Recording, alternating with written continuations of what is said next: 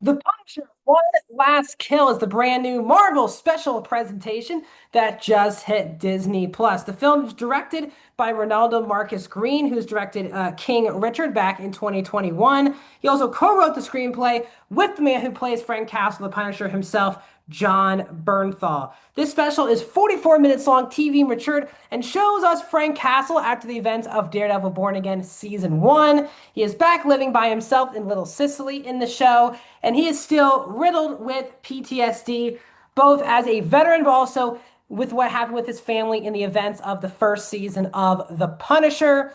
And while this is happening, a former mafia boss, played by Judith Light, comes back to seek revenge on Frank, who again is right now really stuck in the head at the moment.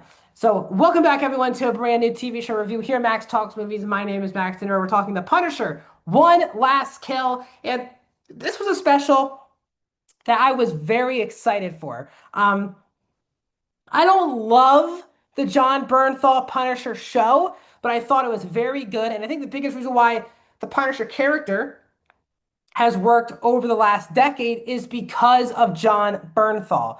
I thought the first season was pretty strong for the Punisher season one. I thought season two was good. It wasn't great.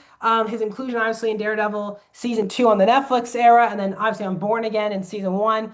He's excellent, and John Bernthal continues to be the reason to watch this character in action.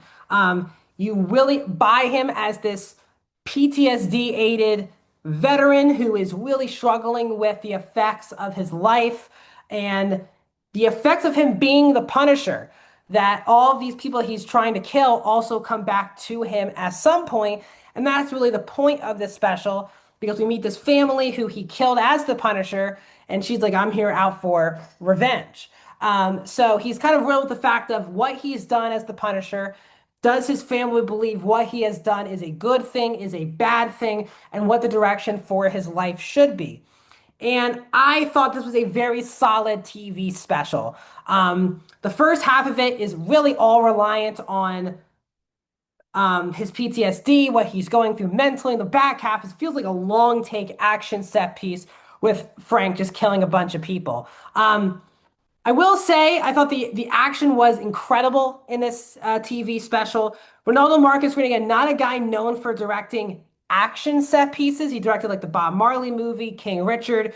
This is not a guy known for directing top tier action, but the action on here is good. Now, is this episode bloody? It is. I wouldn't call this episode that like gory, but it goes darker than I was expecting, and it definitely is, I guess, bloody if you're expecting something on Disney Plus in the MCU. It's definitely TV matured for a reason, but I wouldn't say it's gory to a point where you're not going to have to look away.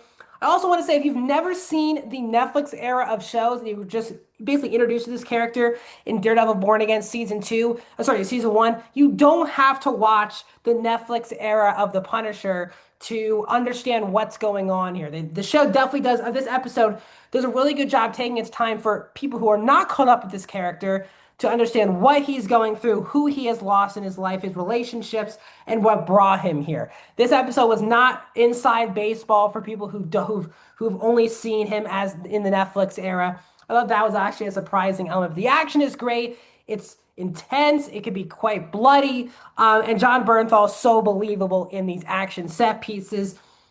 Is this like an unbelievable story? No, I think it's kind of a basic Punisher story where once again Frank is battling with the idea of him becoming the Punisher.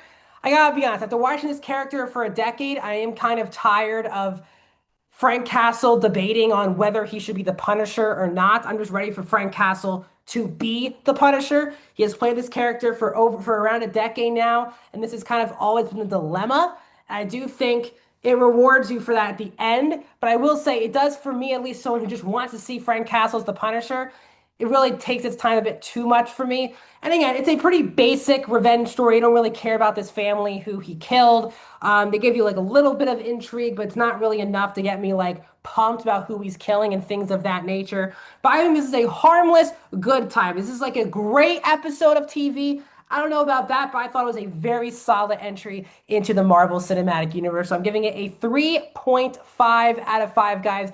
I'm giving this TV special on Disney Plus a 73%. What are you guys' thoughts on The Punisher, one last kill. Let me know down in the comments. Like this video, subscribe to my YouTube channel, and I'll see you guys in another video, guys, in the very near future.